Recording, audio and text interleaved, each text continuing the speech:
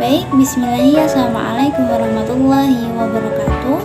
Saya Rizky Dwi Astuti dengan NIM 43040200160, mahasiswa program studi Psikologi Islam IAIN Salatiga, akan memaparkan materi mengenai moderasi beragama. Nah, yang pertama, apa itu moderasi Islam? Moderasi Islam dalam bahasa Arab diartikan sebagai al-wasatiyah, yang secara bahasa berarti tengah-tengah di antara dua batas, atau dengan keadilan yang tengah-tengah, atau yang standar, atau yang biasa-biasa saja.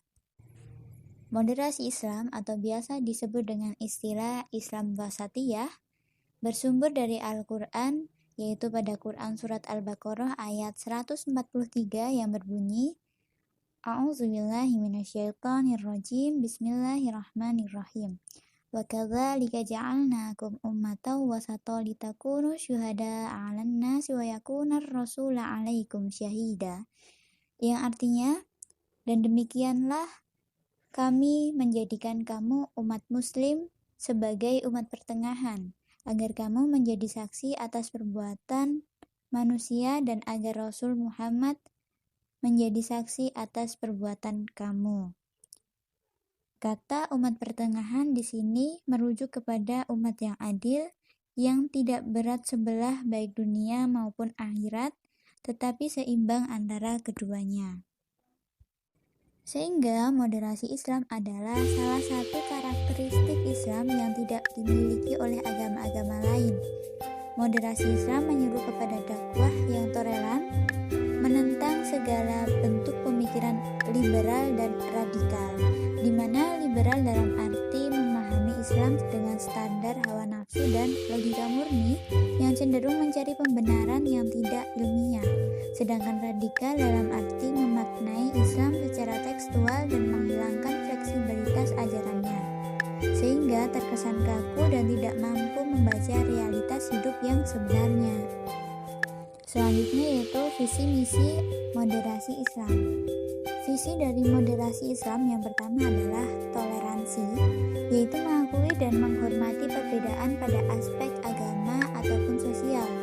Kemudian mengambil jalan tengah, yaitu tidak mengurangi dan menambahi ajaran agama, sehingga berkeseimbangan, yaitu pengalaman dan pemahaman agama secara yang seimbang. Kemudian tegas, yaitu menempatkan sesuatu pada tempatnya. Yang keempat, terbuka, baik dengan kelompok ataupun aliran-aliran lain dalam Islam maupun dengan berbagai kalangan pemuka agama non-muslim. Kemudian yang terakhir adalah musyawarah, di mana musyawarah adalah setiap persoalan diselesaikan dengan jalan musyawarah untuk mencapai mufakat dengan prinsip menempatkan kemaslahatan di atas segalanya. Kemudian dalam salah satu bukunya yang berjudul Bulughul Amal Tahqiq Al-Wasatiyah, Al-Sudais menjelaskan secara panjang lebar mengenai karakteristik moderasi dalam Islam. Di antaranya yang pertama adalah berasaskan ketuhanan atau rububiyah, yang kedua berlandaskan petunjuk kenabian, yang ketiga kompatibel dengan fitrah manusia, yang keempat terhindar dari pertentangan. Nah, yang selanjutnya ada karakteristik lain yang disampaikan mengenai wasatiyah oleh Afrizal Nur dan Mukhlis. Yang pertama adalah tawasud, yaitu mengambil jalan tengah, yang artinya pemahaman dan pengalaman yang tidak ifrat atau berlebih-lebihan dalam agama dan tidak tafrid atau mengurangi ajaran agama. Kemudian ada tawazun, yaitu berkeseimbangan antara kehidupan dunia dan akhirat. Kemudian ada iktidal, yaitu lurus dan tegak, yang artinya menempatkan sesuatu pada tempatnya dan tidak melaksanakan hak dan memenuhi kewajiban secara proporsional. Kemudian ada tasamuh atau toleransi, yaitu mengakui dan menghormati perbedaan baik dalam aspek keagamaan dan berbagai aspek kehidupan lainnya. Kemudian ada musawah atau egaliter, yaitu tidak bersikap diskriminatif pada yang lain yang disebabkan perbedaan keyakinan, tradisi, dan asal-usul seseorang. Kemudian ada syura atau musyawarah, yaitu setiap persoalan diselesaikan dengan jalan musyawarah untuk mencapai mufakat dengan prinsip menetapkan kemaslahatan di atas segalanya.